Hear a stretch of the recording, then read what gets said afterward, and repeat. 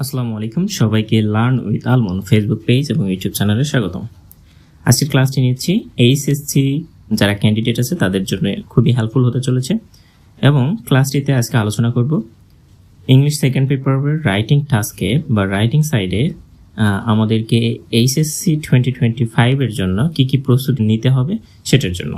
আর writing টাস্কে primarily suggestion দিব আমি, আর আশা রাখা যায় যে এই সাজেশনগুলো কমপ্লিট করতে পারলে আমরা যে রাইটিং সাইডের 40 মার্কস সেই মার্কসটা কমপ্লিট করতে পারবো।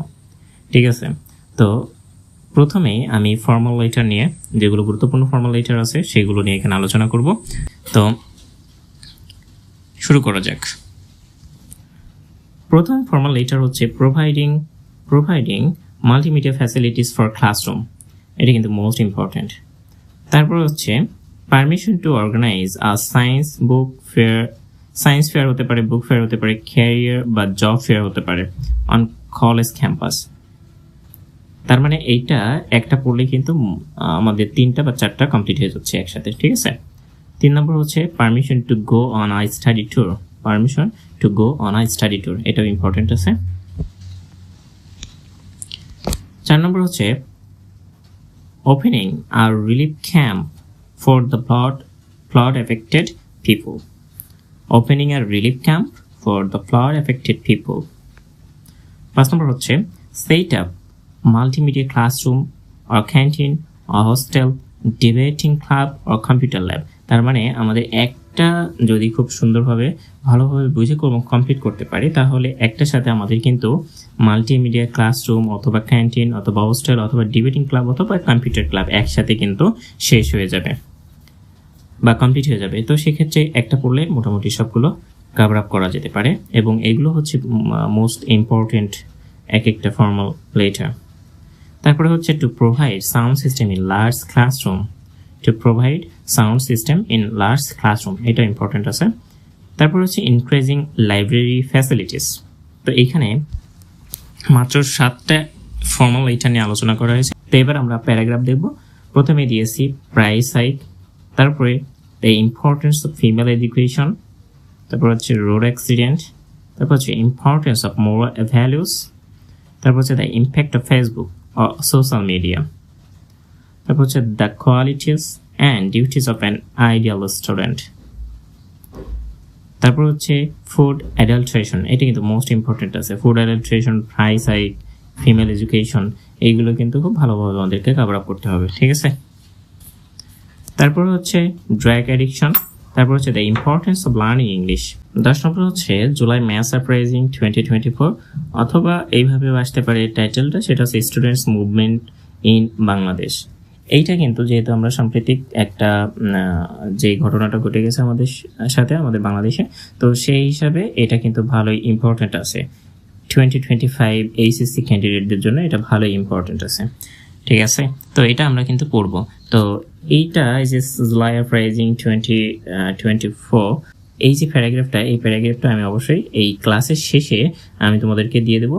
সেই প্যারাগ্রাফটা তোমরা এখান থেকে কপি করে নিতে পারো অথবা অন্য কোথাও থেকে পড়ে নিতে পারো। 11 নম্বর যে দিয়েছি ইন্টারনেট, তারপর হচ্ছে ডেঙ্গু ফিভারের ভয়াবহতা কিন্তু বাংলাদেশে বর্তমানে বেশি, তো সেই হিসাবে এটাও কিন্তু সম্প্রতি ঘটছে বিধায় এটাও কিন্তু ইম্পর্টেন্ট। সো এটাও করতে হবে আমাদেরকে খুব ভালোভাবে। তারপরে হচ্ছে আর্থকোয়াক, 14 নম্বর হচ্ছে ট্রি প্লান্টেশন, 15 নম্বর হচ্ছে গ্লোবাল ওয়ার্মিংটা মোস্টলি ইম্পর্টেন্ট, সবগুলোই ইম্পর্টেন্ট। তো আমি 3 স্টার যেগুলো দিয়েছি সেগুলো আরও বেশি ভালো করে তোমরা খেয়াল করে পড়বে।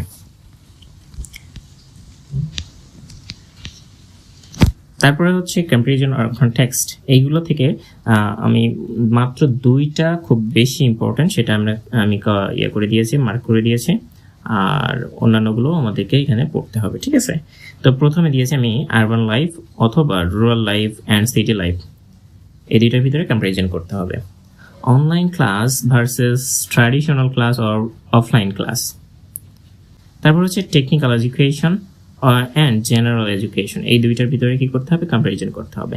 তারপর হচ্ছে junk food and healthy food. 5 নম্বর হচ্ছে school life and college life. তারপরে 6 নম্বর হচ্ছে ডেমোক্রেসি আর অটোক্রেসি। দেখো school life and college life এটাও কিন্তু ভালোই ইম্পর্টেন্ট আছে। ডেমোক্রেসি অটোক্রেসি এটা ইম্পর্টেন্ট আছে। তো এখানে মাত্র 6টা দিয়েছি, 6টা ইম্পর্টেন্ট, তার ভিতরে আমি 2টাকে একটু আলাদাভাবে মার্কিং করে দিয়েছি। তো আমি বলেছিলাম যে জুলাই আপরাইজিং বা স্টুডেন্টস মুভমেন্টটা প্যারাগ্রাফ আমি তোমাদেরকে দিয়ে দেবো। তো এখানে আমি সেই প্যারাগ্রাফটা দিয়েছি, অবশ্যই খুব ভালোভাবে এটা পড়ে নিতে হবে, ঠিক আছে?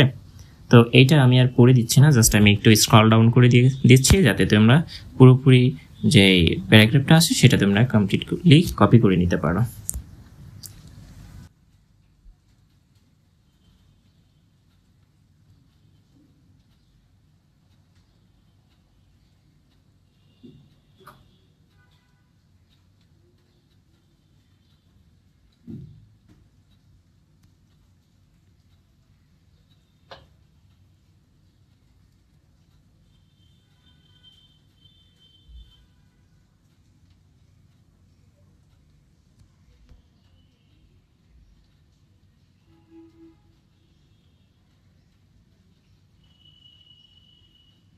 তো July uprising or students movement যে প্যারাগ্রাফটা সেটা তোমরা অবশ্যই খাতায় তুলে নিবে অথবা কপি করে নিতে পারো যে কোনোভাবে। তো নিয়ে তোমাদেরকে এটা কভার আপ করে রাখা উচিত। তো আশা রাখি সাজেশনটা তোমাদের সবাই উপকারে আসবে। তো আজকের ক্লাসটা এই পর্যন্তই। তো পরবর্তী সকল ক্লাস পেতে আমার ফেসবুক পেজ এবং ইউটিউব চ্যানেলটি সাবস্ক্রাইব করে রাখুন। ধন্যবাদ।